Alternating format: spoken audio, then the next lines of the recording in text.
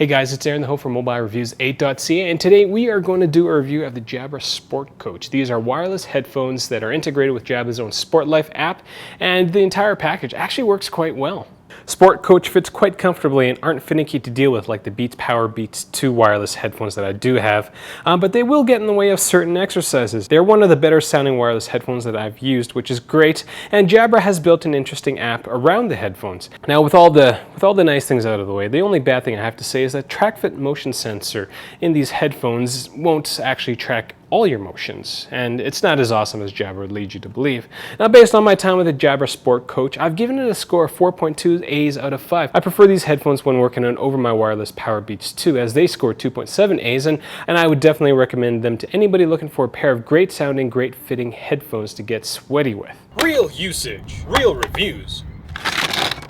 MobileReviews8.ca. At MobileReviews8.ca, we base all our reviews on actual uses, so when we were sent a pair of headphones that you're supposed to get sweaty with, well, we're going to get sweaty with them. We've used them outside while running, inside while doing a brutal circuit on the rower and stupid ball burpees, and outside in really smoky weather, which was a pretty dumb idea, as now I feel like I'm a smoker. My lungs hurt.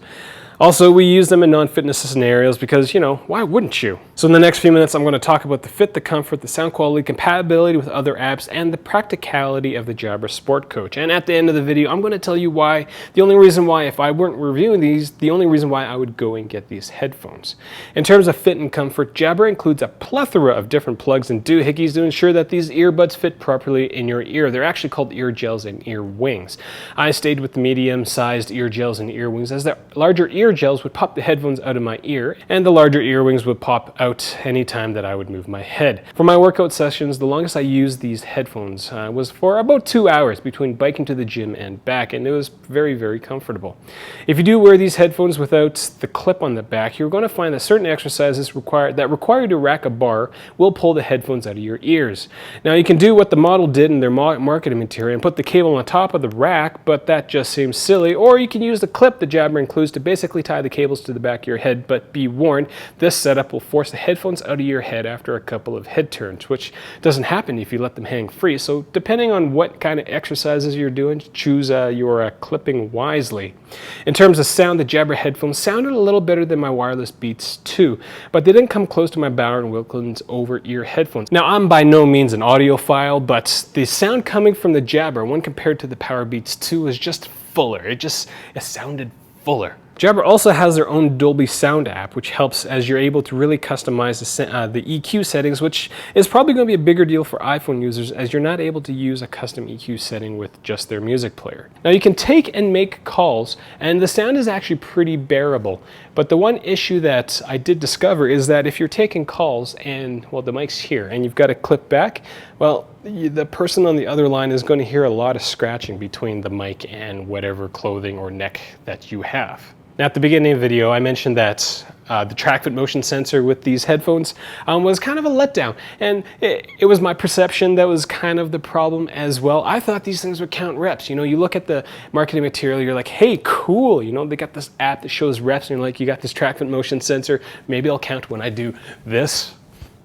No, it doesn't. Now, despite this letdown, the Sport Coach will track your steps, cadence, distance, pace, and calories burned, which is really great for exercises that cover distances like biking and running, but most of these metrics are sort of useless for the cross trainer because, well, you're pretty stationary when you're doing some cross training. But that's okay because Jabra's Sport Life app does make up for it, and that's what we're going to talk about next. In terms of app compatibility, the Jabra Sport Coach can be paired with a variety of different fitness apps, but the main focus of the Jabra Sport Coach is Jabra's own Sport Life app. I wouldn't go as far to say that the headphones are completely useless without an app, but Jabra's done a decent job of making the two products work together. On the left earbud, there is a button that functions as the start-stop button for all the exercises that you can do.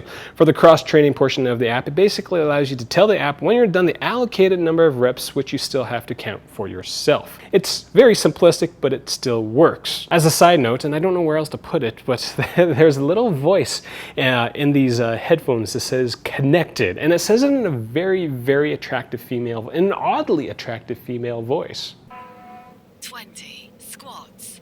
Tap the sports button to start the next exercise. 20 lunges. Now, in terms of practicality, these headphones only have a battery life of 5.5 hours. So continual use is not going to be, well, you can't use them continuously. So you won't be spending all day with them. They do come with a carrying case, so they can easily go in your gym bag without being damaged. And that's really the only place that I would use them, is in the gym. So that's all I got for the Jabra Wireless Sport Coach. You can actually connect these headphones through NFC. I wasn't able to do so. I didn't try very hard. Now, before I get to the only reason why I would get these headphones, if this is the first time you're watching one of my videos, I do encourage you to click subscribe. If you have any questions for me, please leave them in the comment section below, or find me on Facebook, Twitter. You can find me on my website. That's probably the best way to contact me if you really wanted to ask me some questions. Now, the only reason why I would get these headphones, I've been working out for over half my life, which is kind of crazy, but I've gotten into a lot of workout ruts. And the nice thing about these is that they come pre-programmed with workouts. So if you don't have the appetite or the money to go hire an extra or hire a trainer to kind of change stuff up for you, getting a pair of these, it's $170. It's not that expensive. It's much cheaper than the Powerbeats 2 by Beats. You get pre-programmed workouts. You get a trainer in your head telling you to do whatever is next in the app. So, it's a way to bust out of a rut, and it's not terribly expensive. And so in my head, that would be one of the only reasons why I would go get it personally. So that's all I got. Thank you for watching. And did you find Monty? He's right there.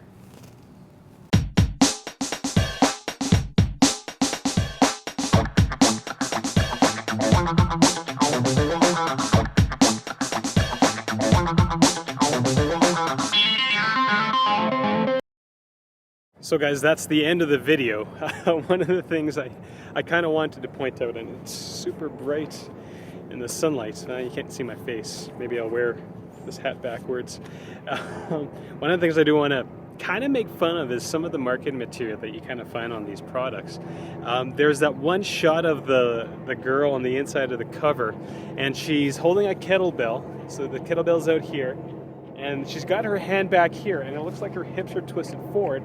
I have no idea what sort of exercise that is. Like, that is going to be one of the, if that thing, it doesn't look very heavy, but I don't know where that ball, like, are you just holding it? What kind of exercise is that? Because it's a very unbalanced exercise. So, it looks visually, it's a very different, it's a very stunning shot where it makes it look like this person's working really hard. But like, when you think about it, that's a really awkward exercise. If the dumbbell falls, like, you're cranking your thigh, and well, you're going to Charlie horse yourself. So the headphones aren't going to help for that. But it's just, I kind of find it funny when I see stuff like that. Anyways, thanks for watching.